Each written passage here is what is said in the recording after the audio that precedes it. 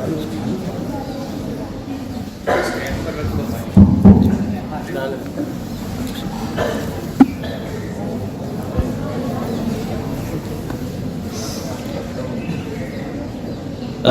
لله وحده والصلاة والسلام على من لا نبي بعده أما بعد فأعوذ بالله من الشيطان الرجيم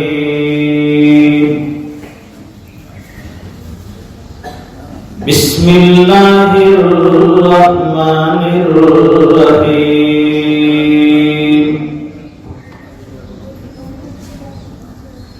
وما أرسلناك إلا رحمة للعالمين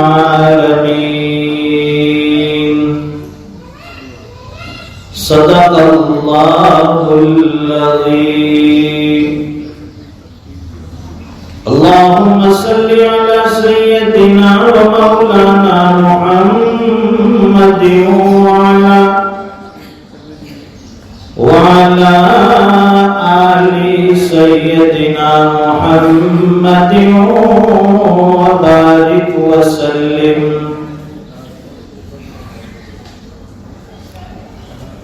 بزرگان محترم،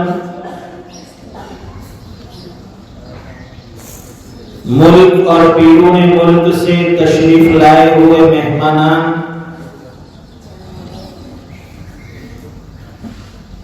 اور طلباء عزیز،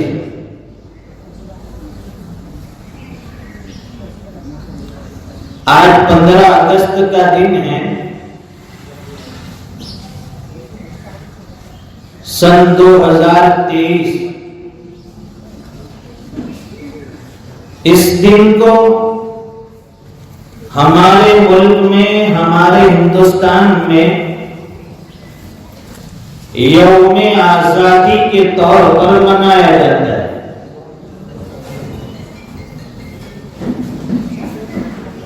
آزادی کا مطلب ہے آدمی اپنے پورے اختیارات کو استعمال کر سکے،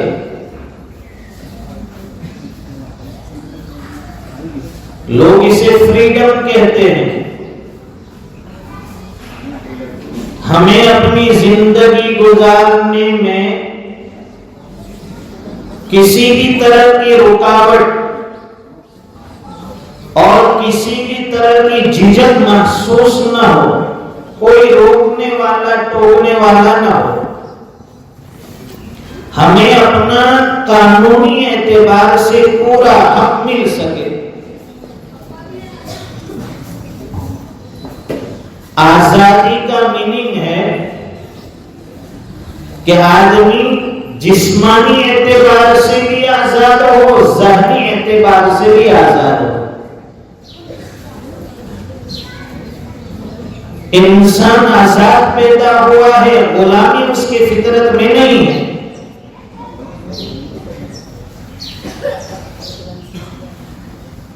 اب یہ ملک کیسے آزاد ہوا؟ کن لوگوں نے اسے غلام بنا رکھا تھا؟ ہم سال در سال سے یہ ساری باتیں سنتے بھی ہیں اور کتابوں میں یہ ساری باتیں بھری پڑی ہیں۔ بس کوئی پڑھنے والا چاہیے، کوئی ذوق رکھنے والا چاہیے۔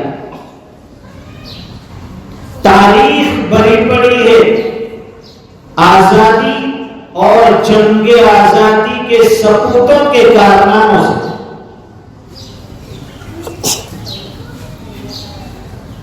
کہ انگریز کس طرح ہمارے ملک میں داخل ہوئے اور کس طرح انہوں نے یہاں بھارت دیش پر قبضہ جمایا، یہاں کس طرح سے وہ قابض ہوئے۔ پہلے تو وہ لوگ تجارت کی غرض سے، بزنس کی غرض سے ہمارے بھارت دیش میں آئے،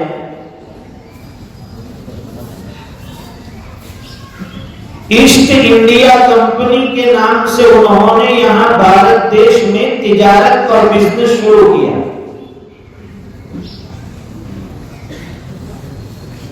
30 انگریزوں نے مل کر اور وہ لوگ شریک ہوئے، پارٹنرشپ کے طور پر انہوں نے ایسٹ انڈیا کمپنی کی بنیاد ڈالی اور اپنی تجارت اور بزنس کے لیے وہ لوگ ہندوستان آئے، بھارت میں آئے۔ اس لیے کہ اس بھارت دیش کو، ہمارے اس ملک ہندوستان کو اللہ تعالیٰ نے بے شمار قدرتی نعمتوں سے نوازا اور آج بھی بے شمار نعمتیں یہاں ہیں۔ اسی لیے انگریز اسے سونے کی چڑیا کہتے تھے۔ جب کوئی چیز ہوگی اسے لینے کے لیے کوئی آدمی آئے گا۔ آج بھی وہاں کے چرچ میں آپ کو ہندوستان کا ساگ لکڑا ملے گا۔ ہندوستان کی بے شمار چیزیں وہ لوگ یہاں سے لے کر گئے اور استعمال کی اور استعمال کر بھی رہے ہیں۔ بہت مختصر یہ عرض کرنا ہے کیونکہ اس کے بعد بچوں کے پروگرام بھی ہے کہ جب ہندوستان میں انگریز داخل ہوا تجارت کی غرض سے اور پھر ان کی تجارت، ان کا بزنس جب بڑھنے لگا، اس تجارت کی حفاظت کے لیے، بزنس کی سیفٹی کے لیے انہوں نے اس ملک میں اپنی فوج اور اپنا لشکر بھی اتارنا شروع کیا۔ آہستہ آہستہ اس ملک میں وہ لوگ اپنی فوج داخل کرتے ہیں اور سب سے بڑی ان کی پالیسی اور سب سے بڑا انہوں نے جو داؤ کھیلا اس دور میں یہاں کے راجا مہاراجا، یہاں کے نوابوں کو آپس میں ٹکرایا، لڑوایا۔ وہ آپس میں لڑواتے گئے اور ہندوستان کے اوپر آہستہ آہستہ قبضہ جماتے گئے۔ آج بھی ملک دشمنوں کی یہی ناپاک سازش ہے کہ وطنی بھائیوں کو آپس میں لڑایا جائے، کبھی مذہب کے نام پر، کبھی دھرم کے نام پر ان کو آپس میں ٹکرا لیا جائے تاکہ ملک پر ہمارا قبضہ باقی رہے، مسند ہمیں ملتی رہے، کرسیوں پر ہمارا اقتدار رہے۔ یہ جنگ آزادی کی تاریخ بڑی طویل اور لمبی ہے، 2 4 10 20 سال نہیں، بلکہ انگریزوں نے یہاں 200 سال تقریباً حکومت کی، تو یہ 200 سال سے زائد قربانیاں ہیں ہمارے اکابر اور بزرگوں کی۔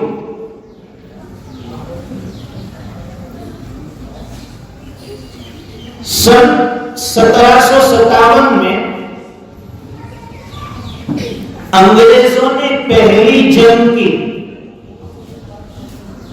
بنگال کے فلاسی میدان میں سراج الدولہ کے لشکر کے ساتھ انہوں نے باقاعدہ انگریزوں کے لشکر نے پہلی جنگ کی، اور اس وقت انگریزوں نے نواب سراج الدولہ کے لشکر کے بڑے بڑے سپہ سالار اور بڑے بڑے افسروں کو بڑی بڑی رشوتیں دے کر، بڑے بڑے عہدے دے کر، بڑے بڑے انعامات دے کر انہوں نے اپنی طرف کھینچ لیا۔ وہ لوگ بڑے بڑے تحفے اور رشوتوں کی لالچ میں انہوں نے ایک وقت پر نواب سراج الدولہ کا ساتھ چھوڑ دیا اور انگریزوں کے ساتھ مل گئے۔ نتیجہ یہ ہوا کہ نواب سراج الدولہ کو شکست کھانی پڑی، ہارنا پڑا۔ یہ باقاعدہ پہلی جنگ تھی جو 1757 میں ہوئی، اور پھر اس کے بعد وہ لوگ آہستہ آہستہ بتایا کہ راجا مہاراجا نوابوں کو بادشاہوں کو آپس میں لڑواتے تھے اور آہستہ آہستہ جو ہے اپنا قبضہ ہندوستان کے اوپر اس دیش کے اوپر جماتے تھے. یہ سلسلہ 1757 سے لے کر 1857 تک چلا. یہ پورے 100 سال میں انہوں نے یہی کیا کہ آپس میں لڑاؤ. جب قومیں آپس میں لڑے گی ان کے اندر ٹکراؤ پیدا ہوگا. ہم مال دے کر کسی طرح سے ان لوگوں کو خرید لیں گے اور ملک پر ہمارا قبضہ ہو جائے گا.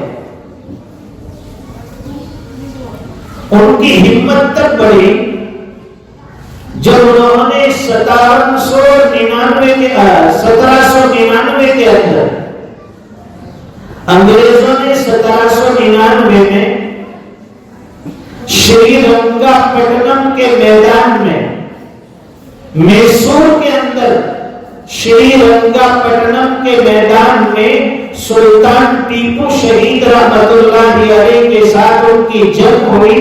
اور اس وقت بھی یہی ہوا کہ سلطان ٹیپو شہید رحمت اللہ علیہ کی فوج سے آپ کے لشکر سے کچھ غدار انگریزوں کے ساتھ مل گئے. انہوں نے غداری کی لشکر کے ساتھ کمانڈر کے ساتھ اپنے ملک اور وطن کے ساتھ اور انگریزوں کے ساتھ مل گئے. نتیجہ یہی ہوا کہ سلطان ٹیپو رحمت اللہ علیہ کو ہارنا پڑا. اور جس وقت سلطان ٹیپو شہید رحمت اللہ علیہ ہار گئے اس وقت انگریز کمانڈر جنرل ہاس کہنے لگا کہ آج سے ہندوستان ہمارا ہے, آج سے اس دیش پر حکومت ہماری ہوگی. اور پھر یہ سلسلہ چلتا رہا 1857 تک. جب 1857 کی عظیم جنگ ہوئی اس جنگ میں آپ تاریخ کا مطالعہ کریں گے تو پتا چلے گا کہ 4.5 سے 5 لاکھ مسلمانوں کو شہید کیا گیا اور 55,000 علماء کو پھانسی پر لٹکا دیا گیا.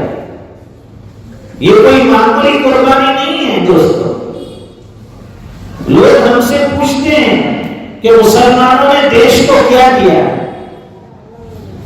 ہم نے اس وطن کے لیے, اس بھارت دیش کے لیے جتنا خون بہایا ہے شاید دوسری قوموں نے اتنا پانی بھی نہیں بہایا ہوگا.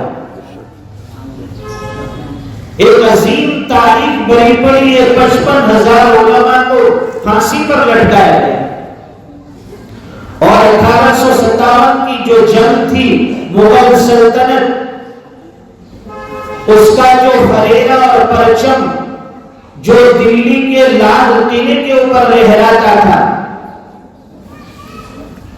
ملک چونکہ شکست کھا چکا ہے, مغل لوگ بھی ہار مان چکے تھے, انگریز پوری طرح سے قابض ہو گیا, اس کی حکومت پوری طرح سے اس ہندوستان پر ہو گئی.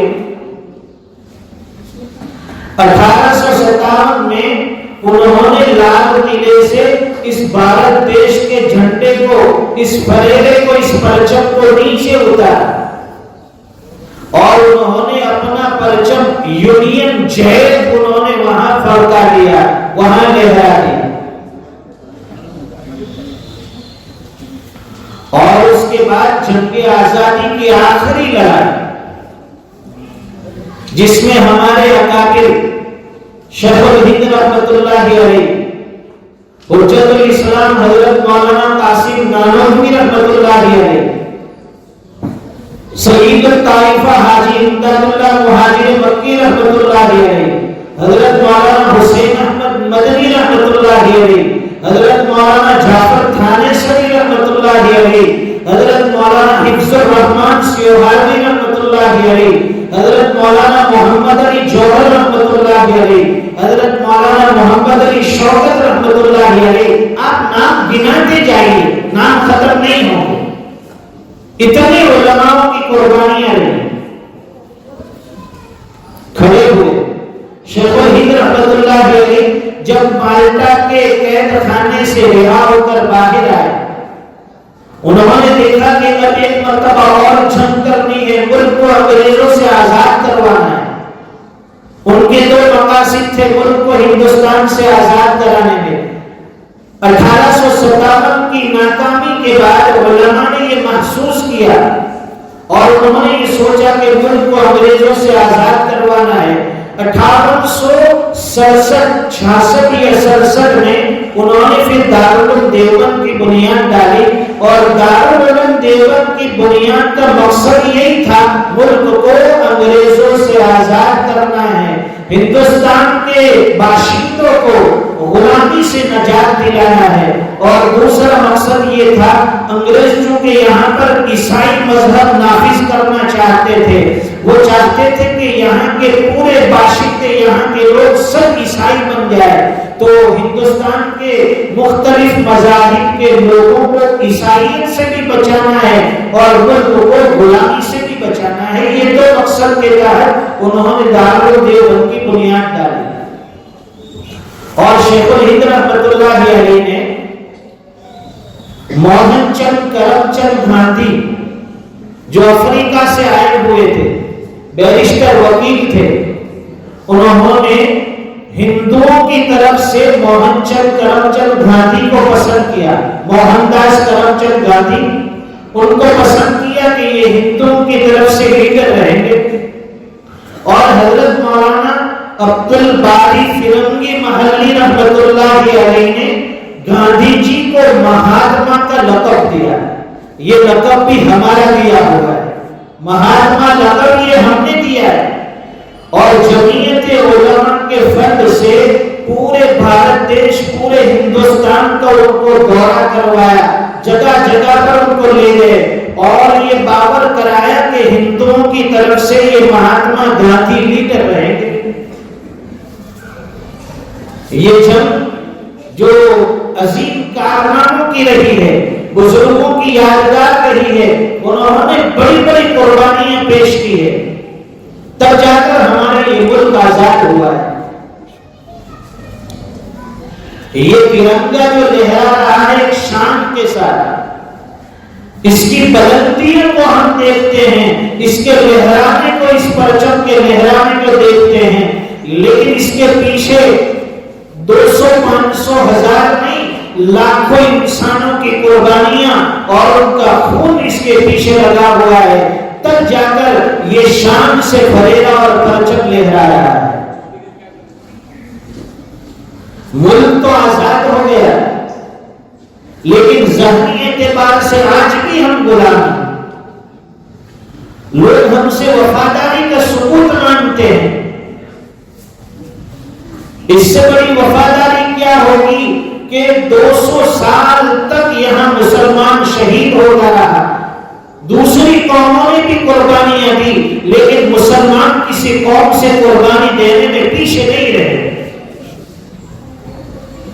ہم اس ملک میں برابر کے حصے دار ہیں. دوسرے لوگ جتنے حقدار ہیں، جتنا حق رکھتے ہیں، وہ حق ہمیں بھی ملنا چاہیے، اس لیے کہ قربانی ہم نے بھی دی. پہلے اس ملک کا نام ہندوستان تھا. ہندوستان کا مطلب ہے کہ جو اکھنڈ بھارت جسے ہم کہتے ہیں، پاکستان، بنگلہ دیش اور یہ موجودہ ہمارا بھارت دیش سب مل کر ایک دیش تھا ہندوستان. سن 1947 میں 14 اگست کو پاکستان بنا اور 15 اگست رات کو 12 بجے اس دیش کی آزادی کا اعلان ہوا کہ آج سے یہ ملک آزاد ہے. جس وقت پاکستان بنا ہمارے اکابر نے بڑی مخالفت کی کہ اس کو ایک ہندوستان، ایک بھارت دیش رہنے دیجیے، اس کے ٹکڑے مت کیجیے. لیکن کچھ ناپاک لوگوں کی سازشوں سے، کچھ مفاد پرست اور غدار لوگوں کی وجہ سے ملک کے ٹکڑے ہوئے. ایک طرف پاکستان بنا، حضرت مولانا ابوالکلام آزاد رحمۃ اللہ علیہ نے اس وقت ایک جملہ کہا تھا کہ اس وقت یہ پاکستان ایک الگ ملک بن تو رہا ہے، لیکن یہ ایک ملک 25 سال تک باقی نہیں رہے گا۔ اور حضرت کی یہ پیشن گوئی برابر صادق آئی۔ 25 سال پورے ہونے سے پہلے پاکستان کے 2 ٹکڑے ہو گئے، ایک مشرقی پاکستان، ایک مغربی پاکستان۔ اسی پاکستان کا ایک حصہ یہ بنگلہ دیش ہے۔ آج بھی ہمارا بھارت دیش اتنا بڑا ہے اور اس بھارت دیش کی ہر چیز پوری دنیا میں مشہور ہے۔ یہاں کا کلچر، یہاں کا رہنا، یہاں کی ہر چیز پوری دنیا کے اندر مشہور ہے۔ ملک آزاد ہو گیا ہے، لیکن ضرورت اس بات کی ہے کہ اس ملک کے ہر باشندے کو کسی بھی سماج سے، کسی بھی مذہب سے تعلق رکھتا ہو، اسے برابر کا حق ملنا چاہیے۔ مذہب نہیں سکھاتا آپس میں بیر رکھنا، ہندی ہے ہم وطن ہے ہندوستان ہمارا۔ ابھی پیاری بچیوں نے وہ ترانہ پڑھا۔ ہم آپس میں لڑنا جھگڑنا نہیں چاہتے، مسلم قوم یہ امن پسند ہے۔ مسلمان ہمیشہ سے دیش کے وفادار رہے ہیں اور انشاءاللہ ہمیشہ دیش کے وفادار بن کر رہیں گے۔ جب جب اس ملک پر کسی دشمن طاقت کی نظر پڑی، کسی سرفرے نے اس ملک پر قبضہ جمانا چاہا، اس وقت سب سے پہلے جو کھڑے ہوئے وہ مسلمان تھے۔ اور انشاءاللہ آئندہ بھی جب ملک پر حالات آئیں گے، سب سے پہلے جو سینہ ہوگا وہ ایک مسلمان کا ہوگا۔ حضرت مولانا حسین احمد مدنی رحمۃ اللہ علیہ آخری بات کے اگر بات ختم کرتے، اسٹیج لگا ہوا تھا، یہاں بھی اسٹیج ہے اور چاروں طرف سے سہولت ہے، کوئی روک ٹوک نہیں، جو بولنا ہے بول سکتے ہو۔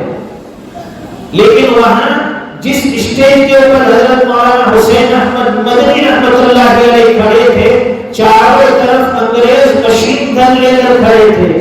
توپ کے نوک پر کھڑے ہو کر حضرت مولانا حسین احمد مدنی رحمۃ اللہ علیہ بیان دے رہے ہیں۔ انگریز پوچھتا ہے کہ حسین احمد تم نے یہ فتویٰ جاری کیا ہے کہ انگریز کی فوج میں بھرتی ہونا حرام ہے؟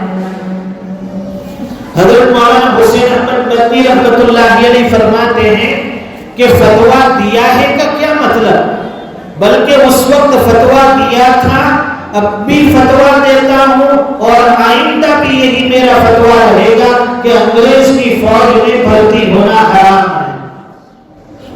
وہ گولیوں کی بوچھار سے نہیں ڈرے، انگریز نے پھانسی کی سزا سنا دی کہ تمہارا آخری وقت ہے، سزائے موت ہے۔ حضرت مولانا حسین احمد مدنی رحمۃ اللہ علیہ نے ہنستے ہوئے اپنے پاس سے وہ بیگ نکالا اور سامنے رکھا، اس کے اندر سے کپڑا نکالا اور فرمانے لگے مجھے پہلے سے معلوم تھا، اسی لیے حسین احمد اپنا کفن بھی ساتھ لے کر چلتا ہے۔ کیا کسی نے اتنی قربانیاں دی ہے، کسی نے اتنی ہمت دکھائی ہے کہ ملک کے لیے اور ملک کی قربانی کے لیے اور اپنی شہادت کے لیے وہ کفن کا کپڑا بھی ساتھ لے کر چلتا؟ ہمارے علماء، ہمارے اسلاف، ہمارے بزرگوں، ہمارے وڈیروں کی قربانیوں کی طویل تاریخ ہے۔ چھوٹے سے پروگرام میں اس پوری تاریخ کو بیان کرنا اور اس کو آپ کے سامنے لانا، یہ کارے دار ہے۔ مختصر یہ ہے کہ الحمدللہ جب سے ہمارے بزرگوں نے یہ ملک آزاد کروایا، ہم آزادی کی سانس لے رہے ہیں، لیکن اس وقت اس ملک میں ایک خاص قوم کو ٹارگٹ کیا جاتا ہے، نشانہ بنایا جاتا ہے، جگہ جگہ کے اوپر مولنگ کیا جاتا ہے، ان کو ڈرایا دھمکایا جاتا ہے۔ قانون کا کوئی پاس و لحاظ نہیں، جسے چاہتے ہیں پکڑ کر مارتے ہیں، جسے چاہتے ہیں قتل کر دیتے ہیں۔ کیا ہمارے ہندوستان کا دستور قانون یہی ہے؟ ایک انسانیت کے ناطے جب ایک جانور کو مارا جاتا ہے، انسان کی روح کانپ جاتی ہے، انسان انسان کو ذبح کرتا ہے، ایک انسان کا خون بہا رہا ہے، یہ کیسے گوارا کیا جائے گا؟ اور یہ کیسے برداشت کیا جائے گا؟ آج کے اس مبارک موقع پر اور اس سنہرے اوسر پر ہم سب یہی کہنا چاہیں گے مل کر اور اپنے ملک کے لیے دعائیں کریں گے کہ اللہ کرے کہ اس ملک کو کسی دشمن کی نظر نہ لگے، اس ملک کو کسی دشمن کی نظر نہ لگے، یہ ہندوستان اور یہ بھارت دیش اسی طرح لہلہاتا رہے، یہاں یہ چمن اور یہ بہارستان اسی طرح مہکتا رہے، ساری قوم آپس میں مل جل کر رہے، بھائی بھائی بن کر رہے اور سب کے آپسی حقوق ادا کرتے رہے۔ اللہ تعالیٰ آج کے ہمارے اس جمع ہونے کو قبول فرمائے۔ بیرون سے ہمارے جو مہمان تشریف لائے قاسم بھائی اور ان کی فیملی، اللہ تعالیٰ ان کا آنا بھی مبارک فرمائے اور یہاں کی حاضری کو قبول فرمائے۔ اللہ تعالیٰ اس ملک کو سلامت رکھے، یہاں کے رہنے بسنے والوں کو سلامت رکھے، ہر قسم کے خلفشار انتشار سے اس ملک کی حفاظت فرمائے اور اللہ تعالیٰ ہمارے اسکول کو English medium MD English medium کو بھی اللہ تعالیٰ آباد رکھے۔ یہاں جو بچے ایجوکیشن کے لیے یہاں پڑھنے کے لیے آتے ہیں، اللہ تعالیٰ ان کے علم میں ترقی دے، پڑھانے والے اساتذہ اور جتنے بھی کارکنان ممبران ہیں، اللہ تعالیٰ سب کی محنت قبول فرمائے۔ وآخر دعوانا الحمدللہ رب العالمین۔ ماشاءاللہ جزاکم اللہ مفتی صاحب، آپ نے بہت اہم بتائی بات کہی جو